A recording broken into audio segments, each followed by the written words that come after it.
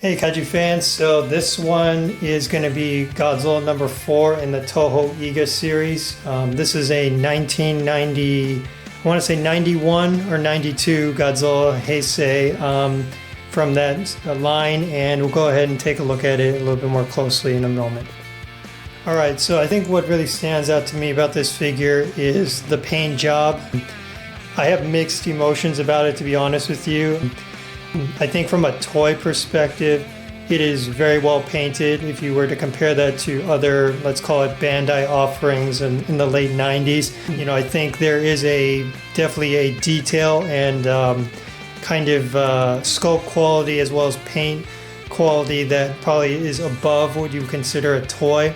However, if you were to kind of consider this figure more of a model kit, to me it kind of falls short in a few ways, and it's mainly due to quality in the paint job. So, what would really kind of strikes me first is number one, that the dorsal fins and the toes white, and not to say that is wrong in any way, shape, or form, but it seems to me that there wasn't a lot of care to sort of paint the individual dorsal fins, just because it looks like someone did it by hand. And that's, again, not knocking anybody if they want to sort of build their own kit, and everyone has their own style, but for something that, if you were to sort of measure it against a model kit, to me it just seems like kind of a quick and dirty job, if you will, because I think if you really talk about model kit quality, you would probably want to use some kind of airbrush with this and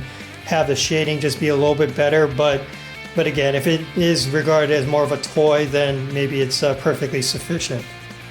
Another thing I sort of dislike about this figure is the fact that there seems to be various layers of paint on the actual figure itself. So I don't know if you can kind of see that, but there's definitely a shiny area on his neck, as well as kind of the chest and arm and as well as claw areas here.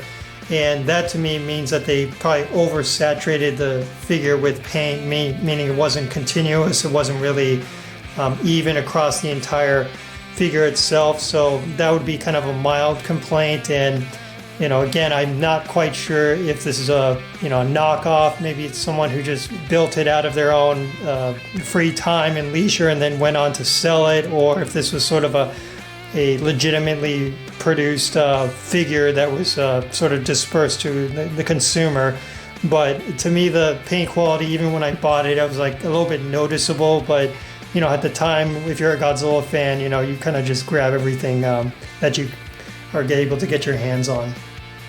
And kind of on the opposite end of the spectrum, the good things, and I did mention a few negative things thus far, but one thing I do like about this figure is it's actually pretty big for a so-called toy, if you want to regard it as a toy. It's about, I would say, almost 8 inches tall and roughly, what they call, almost a foot long. So it's a pretty large figure for the most part, and I had not really seen this before in terms of a Bandai release like this one in particular, so I think that stands alone as being worthwhile from a collectible perspective. Alright, well that kind of wraps it for this particular figure. If you like this content, please hit the thumbs up button and subscribe. And you can go over to our website, kaijukingdomcollectibles.com. It's for Godzilla fans. Hopefully we can share the joy of Kaiju and Godzilla with the larger audience. So I hope to see you over there and catch you next time.